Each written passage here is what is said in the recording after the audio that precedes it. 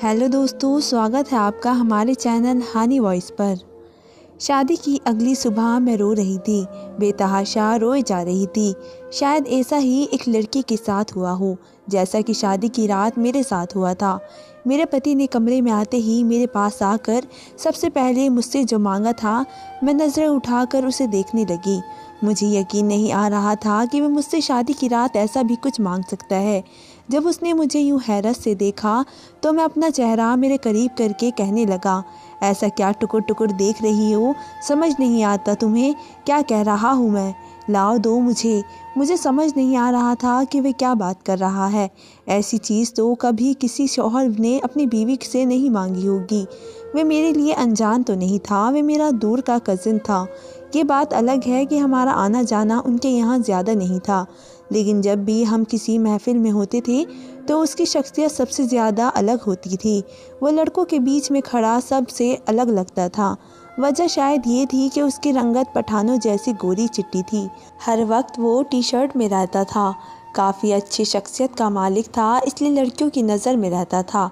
लड़कियां उसे देखकर उसके आसपास मंडलाने लगती थी, मगर वह उनसे कतराता था। मुझसे ठीक से बात भी नहीं करता था।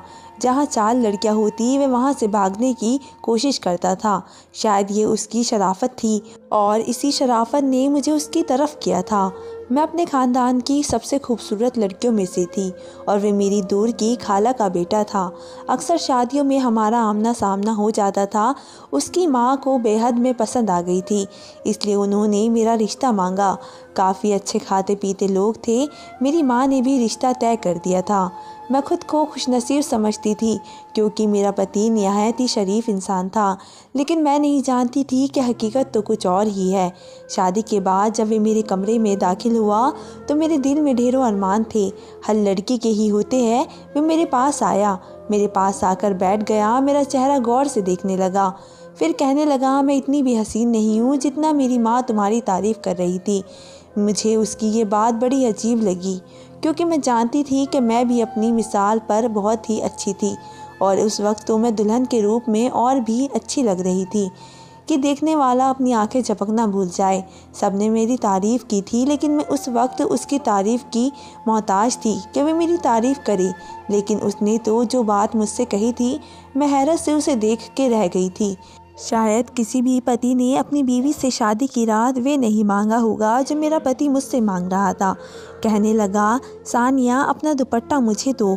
मैं जितना भी हैरान होती उतना ही कम था। मेरा दुपट्टा क्या करेगा वो? मैं यही सोच रही थी कि उसने अपना चेहरा मेरे चेहरे के बिल्कुल करीब किया। कहने लगा, तुम्हें मेरी बात समझ में नहीं आई? सानिया अपना दुपट्टा, मेरा दुपट्टा पार्लर वाली ने पिनों से सेट किया था और मैंने अपने सर से और कंधे से पिन उतारने की शुरू कर दी। मुझे ये बात बहुत ही अजीब लगी थी कि पति इस रात को बीवी का दुपट्टा उतारने में उसकी मदद करता है और उसी दौरान वह उससे बातें करता है। पहले पति बीवी की तारीफ़ करता है, उसे बहुत ही अच्छे से संभालने की कोशिश करता है और फिर ये सिलसिला शुरू हो जाता है। लेकिन वह तो आते ही मुझसे मेरा दुपट्टा उतारने के लिए कह रहा था। बड़ी मुश्किल से ही सही, लेकिन मैंने अपना दुपट्टा उतारा। लेकिन अब तन से दुपट्टा जुदा करते ही मुझे शर्म सी महसूस हो रही थी।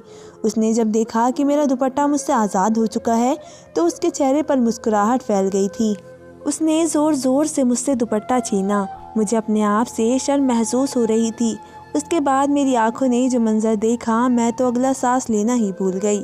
बड़ी बेतकल्लुफ़ से उसने मेरा दुपट्टा पकड़ा और खड़ा हो गया। धीरे धीरे ड्रेसिंग टेबल के सामने आ गया। उसने ड्रेसिंग टेबल के सामने रखे मेकअप को उठाया और फटाफट से अपने चेहरे पर मेकअप करने लगा। ये देखकर तो मैं जितना भी हैरान होती कम था। बड़ी मेहनत से उसने अपनी आंखों पर आई शेड लगाया, अपने गालों को ब्लश ऑन किया, अपने होठों पर सुर्ख रंग की लिपस्टिक लगाई और फिर मेरा उदासी दुपट्टा उसने अपने सर पर ले लिया। मेरी आँखें जो मंजर देख रही थी वो गलत है, झूठ है, मगर उसके चेहरे पर इस कदर खुशी थी। वह हर जाविया से खुद को देख रहा था जैसे लड़कियां देखा करती है। पल भर में मुझे अपना सांस सीने से अटकता हुआ महसूस हुआ था। ये सब क्या था जो मैं देख रही थी? फिर वे मेरे पास आ गया। मैं एकदम पीछे हटी। कहने लगा, कैसा लग रहा हूँ मैं हूँ ना तुमसे ज़्यादा खूबसूरत और हसीन? उसके सवाल का जवाब मैं उस वक्त क्या देती? मुझे लगा कि शायद वह पागल है। लेकिन वे मेरे पास बैठ गया।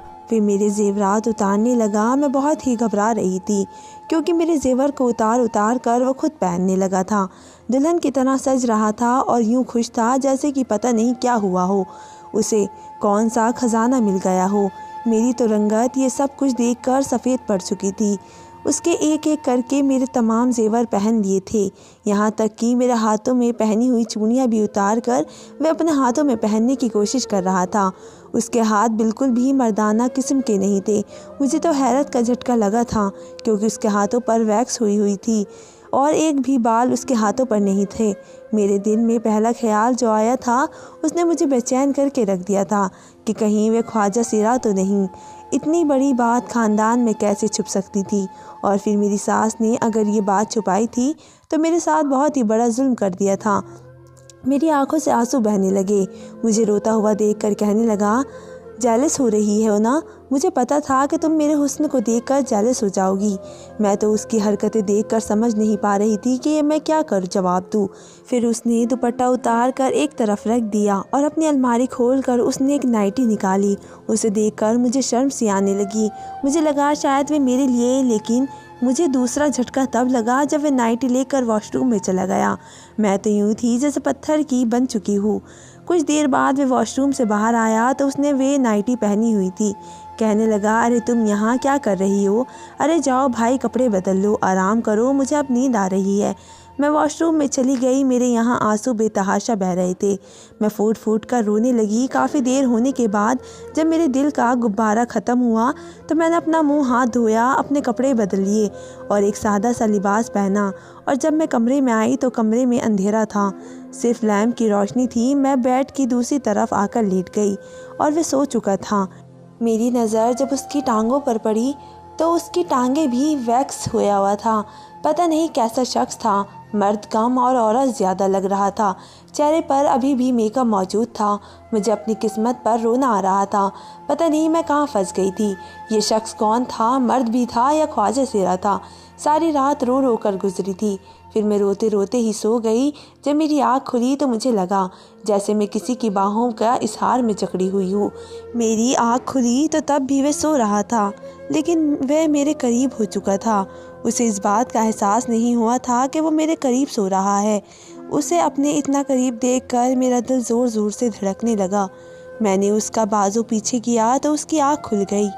जैसे ही उसने मुझे इतने करीब पाया तो फ़ौरन से पीछे हट गया। ऐसे ही मुझे देख के उसे करंट लगा था। झटके से वे पीछे हटा था। कहने लगा, तुम्हारी हिम्मत कैसे हुई मेरे बेड पर सोने की? देखो, बहाने से मेरे करीब आने की कोशिश मत करना, मुझे लड़कियों से सख्त नफरत है। ये कहकर वह उठ गया और सीधा वॉशरूम में चला गया। शावर की आवाज़ आने लगी जैसे वह नहा रहा हो। बाहर आया तो कहने लगा, मुझे लड़कियों की करीबियत से भी घुटन होती है। मैं उसकी बात सुनकर हैरान थी कि अगर उसे औरत से ऐसी ही घिन आती है तो मुझसे शादी क्यों की थी। मैं रात से सख्त परेशान हो रही थी, इसलिए मैंने ये सवाल उससे कर दिया। मैंने कहा कि अगर आपको औरत से इतनी नफ़रत थी तो मेरे साथ शादी क्यों की? वह कहने लगा, मेरी माँ ने ज़बरदस्ती मेरी शादी तुमसे की है। फिर मेरे करीब आया और कहने लगा, देखो, जो कुछ रात को हुआ है ना, उसे अपने तक रखना। खबरदार, जो तुमने मेरी माँ को ये या अपने किसी रिश्तेदार को कुछ भी बताने की कोशिश की। वे बड़े ही गुस्से भरे लहजे से मुझसे कह रहा था। मैं बिल्कुल खामोश हो गई। मैं कमरे से जब बाहर आई तो सादा लिबास में थी। मेरा चेहरा बिल्कुल बुझा हुआ था।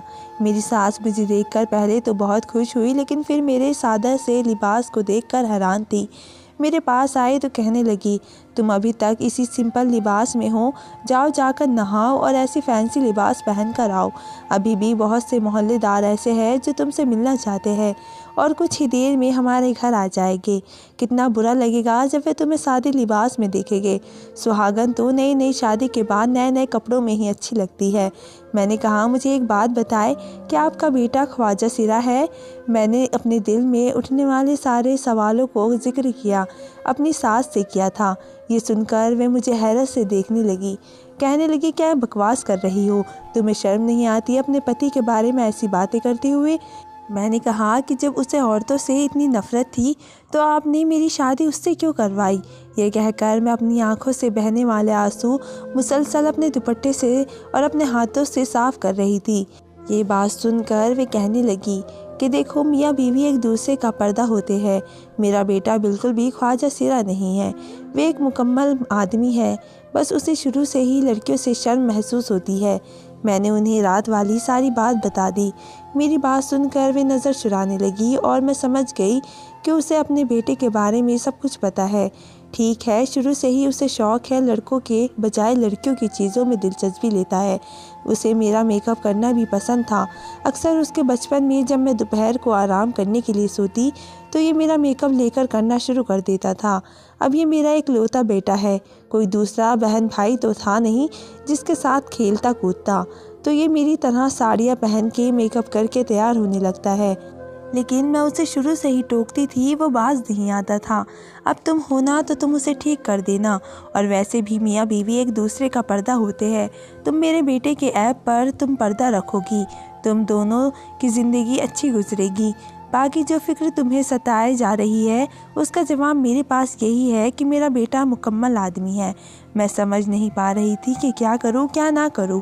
मेरी माँ ने रुखसती के वक्त यही कहा था कि अपना घर बसाने की कोशिश करना, जैसे कि हर माँ कहती है। इसलिए मैंने सोचा कि शायद खुद ब खुद ठीक हो जाएगा, लेकिन मैं नहीं जानती थी कि हकीकत इतनी भयानक भी हो सकती है। हमारे घर में एक मर्द मुलाजिम था जो घर के छोटे मोटे कामों के लिए मेरी सास ने रखा हुआ था। कहती थी कि मुझे लड़की मुलाजिम रखना पसंद नहीं है, ये लड़का घर के छोटे मोटे काम भी कर देता है और घर का राशन वगैरह भी ले आता है। 17 साल का लड़का था, लेकिन अजीब घबराहट का शिकार रहता था। किचन में भी मेरे साथ बर्तन धुला देता था, लेकिन हर वक्त चुप चुप सा रहता था। उसके चेहरे पर हर वक्त एक खौफ की लहर दौड़ती रहती थी। कई बार मैं उससे पूछती कि आखिर तुम इतने चुप चुप क्यों रहते हो, लेकिन वो हल्का सा मुस्कुरा देता और कहता मुझे पढ़ने का शौक़ है, लेकिन मैं अपने घर में सबसे बड़ा हूँ, मजबूरी ने मुझे यहाँ काम करना पड़ रहा है। वे रात को भी यहीं रहता है। एक बार मैंने देख लिया कि जब भी मेरे पति काम के लिए अपने कमरे में बुलाते, मैं उसे और किचन में होती, वो बदहवास सा हो जाता। कमरे में जाते हुए वे कतराता। एक बार रात को मेरी आँख खुली तो मेरे पति मेरे बहुत ही करीब थे और जाग रहे थे। उसे अपने इतने पास देखकर मैं बुरी तरह से बौखला गई। आज उनकी नज़रों में मेरे लिए नफ़रत नहीं थी। बिना कुछ कहे उन्होंने मेरे साथ रिश्ता तो कायम किया था, लेकिन नामुकम्मल। मैं समझ नहीं पा रही थी कि ये सब क्या है। अपनी सास के अलावा मैं किसी से ये बात नहीं कर सकती थी, क्योंकि रोज़ाना ही मेरी सास मुझे मियाँ बीवी के फ़राइज़ बताने लगती थी।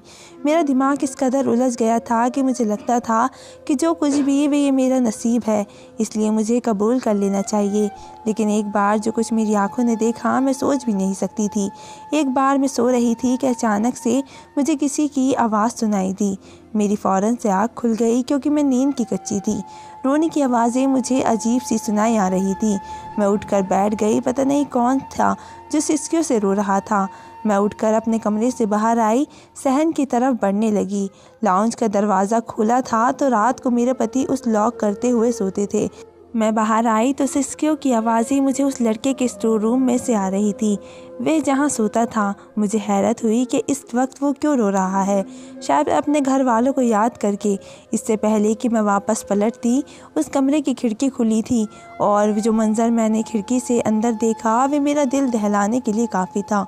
मेरा पति उस लड़के के साथ नाजायज़ हरकतें कर रहा था। ये देखकर तो मेरा दिल धड़कना भूल गया। मैं फ़ौरन खिड़की के पास से हटी। तभी मेरा पति उस लड़के से कह रहा था कि अगर मेरी ख्वाहिश पूरी नहीं करोगे तो मैं तुम्हें नौकरी से निकाल दूँगा, और अगर तुम मुझे खुश कर दोगे तो तुम्हें अभी के अभी 2000 रुपये दूँगा। लेकिन वे लड़का रो रहा था, हाथ जोड़ रहा था कि मेरे साथ ऐसा ना करे। मेरे पति कभी उसके चेहरे को छू रहे थे तो कभी उसके पूरे वजूद को, और वे लड़का उसका हाथ पीछे कर रहा था। बार बार कह रहा था, मैं आपकी ऐसी हरकतें से परेशान हो गया हूँ, यहाँ नौकरी करना मेरी मजबूरी है, मेरी मजबूरी से फ़ायदा मत उठाए, मुझे ये सब अच्छा नहीं लगता। मेरा पति कहने लगा, लेकिन मुझे तो अच्छा लगता है ना, मुझे मर्द अच्छे लगते हैं, मुझे औरतों में कोई दिलचस्पी नहीं है। अब तुम्हें देखकर मुझे कुछ होने लगता है, मैं पागल होने लगता हूँ, मुझे तुम अच्छे लगते हो, अपनी बीवी मुझे अच्छी नहीं लगती। ये कहकर उसने दोनों हाथ पकड़ लिए और फिर उसके हाथों को चूमने लगा। मुझे लगा जैसे मुझे उल्टी हो जाएगी। इस तरह की हरकतें वे कैसे कर रहा था। मेरा दिमाग चकराने लगा था। मैंने फ़ौरन से दरवाज़ा खटखटा दिया। दरवाजे की दस्तक सुनकर खामोशी छा गई। फिर थोड़ी देर बाद उस लड़के ने दरवाज़ा खोला। वह अपना आंसू पोंछ रहा था। मैंने उस लड़के को पीछे किया और कमरे के अंदर चली गई। देखा तो मेरा पति बिना शर्ट के सिर्फ बनियान पहने खड़ा था। मुझे देखकर घबराया। मैंने कहा, आपको शर्म नहीं आती ये सब करते हुए? मेरी बात सुनकर मुझे घूरने लगा और कहने लगा, तुम यहाँ क्या कर रही हो? तुम्हारी हिम्मत कैसे हुई? मैंने कहा, आप जो कर रहे हैं वह गुनाह है। कहने लगा, मैं एक गे हूँ और मुझे ये सब अच्छा लगता है। मैं तुम्हारे काबिल नहीं हूँ क्योंकि मैं मर्दों के साथ ऐसे रंगलियाँ मना चुका हूँ और मुझे ऐसी की आदत है। मैं किसी औरत के साथ वक्त नहीं गुजार सकता, इसलिए अपनी ख्वाहिशों को मैं लड़कों और मर्दों के साथ पूरी करता हूँ। ये सुनकर मेरा दिमाग घूम के रह गया। कहने लगा कि मैंने अपनी माँ से कहा था कि मेरी शादी ना करे। मेरे लिए तो ये लड़का ही काफ़ी था। पिछले 2 साल से मैं इसके साथ अपनी ख्वाहिश पूरी कर रहा हूँ। देखो, मैं तुम्हें कुछ भी नहीं दे सकता। तुम चाहो तो मुझसे तलाक ले सकती हो। ऐसा नहीं कि मैंने तुम्हारे साथ ज़िंदगी गुजारने की कोशिश नहीं की। मैंने बहुत कोशिश की है, लेकिन तुम मुझे अच्छी नहीं लगती। मुझे तुम्हारी करीबियत से भी सुकून नहीं मिलता जैसे उस लड़के से मिलता है। ये बातें सुनकर मुझे अफसोस सा होने लगा था। लड़का रोए जा रहा था। मुझसे कहने लगा, आप ही मुझे बचा ले, मैं थक चुका हूँ। ये शख्स मेरी बेबसी से फ़ायदा उठाता है, मेरी मजबूरी से खेलता है। खुदा के लिए मुझे बचा ले। ये सुना था कि मेरा पति उस पर चिल्लाने लगा और कहने लगा, मुझ पर किसी ने भी रहम नहीं किया। जब मैं छोटा था तो मेरी माँ ने मुझे बोर्डिंग स्कूल में डाल दिया था। वहाँ के सर भी मेरे साथ यही खेलते थे। तब भी मैं रोता था, गिड़गिड़ाता था, लेकिन मेरे टीचर साहब ने मुझ पर रहम नहीं किया, बल्कि मुझे ऐसी आग का आदी बना दिया जो मर्दों में बुझती है, औरतों से नहीं। शोर की आवाज़ से मेरी सांस भी उठकर आ गई। अपने बेटे के मुंह से ऐसी बातें सुनकर परेशान हो गई, रोने लगी। मैंने अपनी सास से कहा कि आपने मेरी ज़िंदगी बर्बाद कर दी है। आपने अपने बेटे को बोर्डिंग स्कूल में डालकर उसके साथ बहुत बड़ी ज़्यादती की है। ये मेरे काबिल है नहीं किसी और चीज़ के। वह तो एक बच्चे को अपनी हवस का निशाना बना रहा है। खुदा के लिए इस बच्चे की जान छुड़वा दे, और मेरी भी। सुबह होते ही मैंने रोते हुए अपना सामान बांधा। मेरा पति मुझे तलाक देने को भी कह चुका था। वहाँ मेरे रहने का भी मकसद नहीं था। मैं अपने घर आ गई। मैंने सारी रात अपनी माँ की बातें बताई। वे सर पकड़ कर रोने लगी। कहने लगी कि सफ़िया ने मेरे साथ इतना बड़ा धोखा क्यों किया, मेरी फूल जैसी बच्ची की ज़िंदगी बर्बाद कर दी। मैंने पूरा 1.5 साल अपने ससुराल में गुजारा था। मेरे पापा मेरी वजह से भी परेशान होने लगे। लोगों को तो बातें करने का मौका मिल गया। लोग कहने लगे कि अगर लड़का सही नहीं था तो तुम्हारी बेटी ने 1.5 साल कैसे गुजार लिए। लोगों को ये लगता था कि मैंने घर नहीं बसाया और अब मैं झूठे बहाने बना रही हूँ, वरना अगर ऐसी बात होती तो मैं दूसरे दिन अपने मायके आ जाती। लेकिन मेरी सास ने तो मेरा दिमाग ही अजीबोगरीब कर डाला था। मुझे मियाँ बीवी के हुकूक बताते बताते मेरे ब्रेन वॉश करवाती थी ताकि मैं ऐसा कदम ना उठा सकूं और उसके साथ ज़िंदगी गुजारती रहूं। मेरे घर वालों का जीना लोगों ने हराम कर दिया था। हर बात का मुझ पर बहुत ही इल्ज़ाम लगाया जा रहा था। मैंने सोच लिया था कि जब मैं अब किसी मर्द को अपनी ज़िंदगी में शामिल नहीं करूँगी। लेकिन मेरे पापा मेरी वजह से बेहद परेशान थे। कहने लगे, आज हम जिंदा हैं, कल नहीं होगे तो तुम्हें कौन पूछेगा। मेरे बाकी बहन भाइयों की शादी हो चुकी थी और मेरी भाभी शादी के 1 साल तक हमारे साथ रही। अब वह अलग हो चुकी थी। मेरी अपनी बहनें और बाप भी मुझसे यही कह रहे थे कि हमें नहीं लगता कि तुम में कोई कमी है, तुमने ही अपना घर बसाने की कोशिश नहीं की। लेकिन ये मैं जानती थी कि मैंने किस कदर अज़ियत से वक्त गुजारा था। आज मैंने एक स्कूल में नौकरी कर ली। वही मेरी मुलाकात कामरान से हुई। वह स्कूल का प्रिंसिपल था, लेकिन वह लड़का था, स्कूल चला रहा था। वैसे तो उसका रवैया सभी टीचर्स के साथ बहुत ही अच्छा था, लेकिन मैंने महसूस किया कि उसकी मेहरबानी मुझ पर कुछ ज़्यादा ही थी। उसने 2 महीने के अंदर अंदर मेरी तनख्वाह बढ़ा दी। जब मैंने पूछा तो मुस्कुराने लगा और कहने लगा, मैं भी आपको बता दूंगा, मुझे स्कूल में 6 महीने हुए जब कामरान ने अपनी मोहब्बत का इजहार मुझसे किया। कहने लगा, आप मुझे बहुत ही अच्छी लगती है और मैं चाहता हूँ कि ज़िंदगी में हम एक साथ चले। अगर आप चाहे तो मैं आपके घर पर रिश्ता भेज सकता हूँ, अगर आपकी इजाज़त हो तो, क्योंकि मैं ज़बरदस्ती का किसी पर हुक्म नहीं जताता, वरना आपसे कहता कि हर हाल में इनकार मत कीजिएगा। मैंने कहा कि मैं पहले से ही शादीशुदा हूँ। ये सुनकर उसका चेहरा बुझ गया, चेहरे की मुस्कुराहट गायब हो गई। ये सुनकर उसने मुझे हैरत से देखा। मैंने कहा कि अगर आप मुझसे शादी करना चाहते हैं तो आपको पूरा हक है कि आप सच्चाई को जानें। मैंने उसे सब कुछ बता दिया। वे कहने लगा कि ऐसे हालात में तो आप बिल्कुल भी कसूरवार नहीं हैं और शादीशुदा भी नहीं हैं, इसलिए मुझे आपसे शादी करने पर कोई एतराज़ नहीं। इस तरह से उसने रिश्ता भेजा। मैंने भी इनकार नहीं किया, क्योंकि मेरे पापा मेरी वजह से बहुत ही परेशान थे। लेकिन मेरी शादी जब कामरान से हुई तो शादी की पहली रात उसका रवैया मेरे साथ बहुत ही अच्छा था, लेकिन सुबह होते ही उसका रवैया बदल चुका था। कहने लगा, तुम कुंवारी तो नहीं हो, तुमने तो मुझसे झूठ बोला था। अपना घर बसाने के लिए तुमने मुझसे झूठ का सहारा लिया था, क्योंकि तुम्हें मुझे ये बात सच बतानी चाहिए थी। मैंने कहा कि मैं सच कह रही हूँ, जितना सच मुझे मालूम है मैं तुम्हें उतना ही बता सकती हूँ। कहने लगा, नहीं, तुमने कहा था कि तुम्हारा पति नामर्द है। अगर ऐसा था तो तुम्हारा कुंवारापन तुम्हारे पास होता। मैं ये यकीन नहीं कर पा रही थी कि उसके जहन में क्या इलाज करूँ।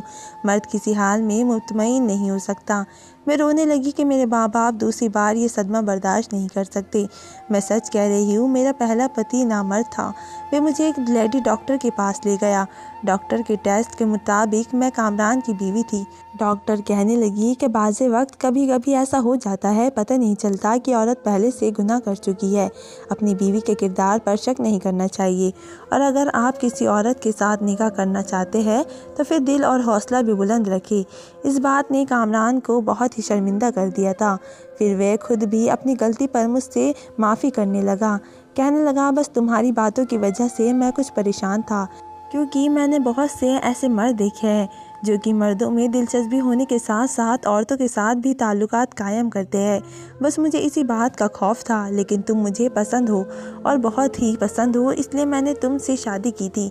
लेडी डॉक्टर की बात यही थी कि कामरान को अपना हौसला और ज़र्फ बढ़ाना चाहिए। दोबारा उसने मुझे मेरी गुजरी ज़िंदगी के बारे में कभी भी सवाल नहीं किया। तो दोस्तों, आपको मेरी कहानी कैसी लगी मुझे कमेंट करके ज़रूर बताएं। मिलते हैं एक नई वीडियो के साथ, तब तक के लिए धन्यवाद।